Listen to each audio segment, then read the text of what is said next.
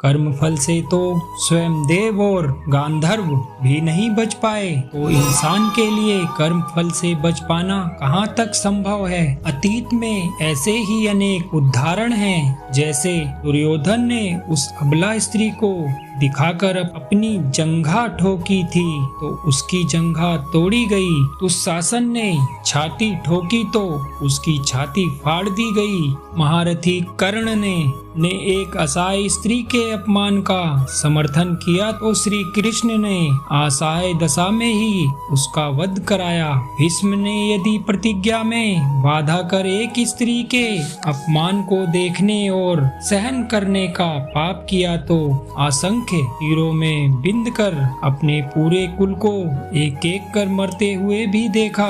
भारत का कोई बुजुर्ग अपने सामने अपने बच्चों को मरता देखना नहीं चाहता, पर भीष्म अपने सामने 4 पीढ़ियों को मरते देखते रहे।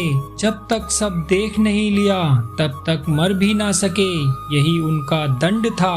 धृतराष्ट्र का दोष था पुत्र मोह, तो 100 पुत्रों के शव को कंधा देने का दंड मिला उन्हें। 100 हाथियों के बराबर बल वाला धृतराष्ट्र सिवाय रोने के और कुछ नहीं कर सका।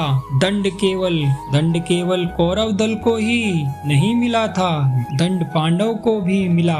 द्रौपदी ने वरमाला अर्जुन के गले में डाली थी, सो उनकी रक्षा का दायित्व सबसे अधिक अर्जुन पर था। अर्जुन यदि चुपचाप उनका अपमान देखते रहे तो सबसे कठोर दंड भी उन्हीं को मिला। अर्जुन भीष्म पितामह को सबसे अधिक प्रेम करते थे। कृष्ण ने उन्हीं के हाथों पितामह को निर्मम मृत्यु दिलाई।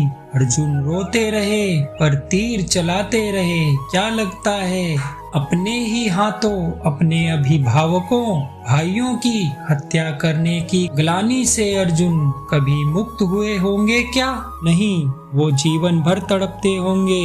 यही उनका दंड था। युधिष्ठिर ने स्त्री को दांव पर लगाया तो उन्हें भी दंड मिला।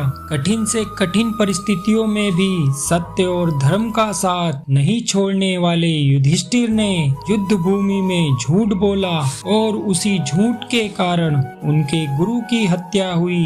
यह एक झूठ उनके सारे सत्य पर भारी रहा। धर्मराज के लिए इससे बड़ा दंड क्या होगा। दुर्योधन को गदा युद्ध सिखाया था स्वयं बलराम ने।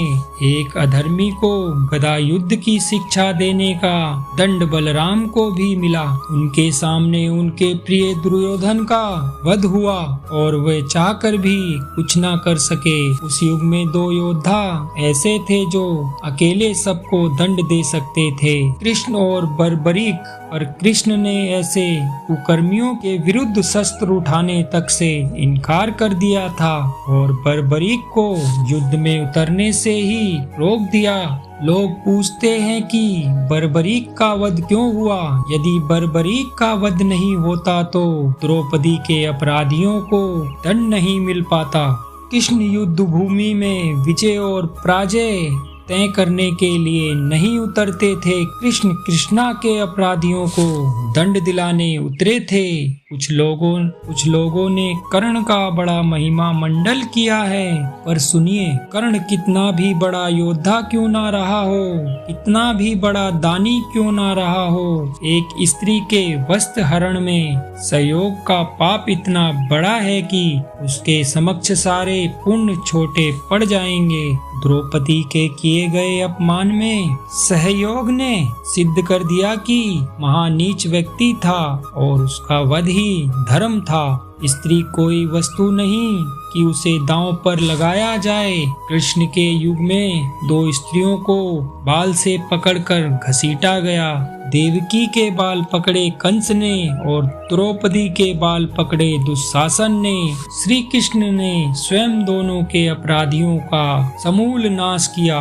किसी स्त्री के अपमान का दंड अपराधी के समूल नाश से ही पूरा होता है, भले वह अपराधी विश्व का सबसे शक्तिशाली व्यक्ति ही क्यों ना हो। जय श्री राम, जय श्री कृष्ण।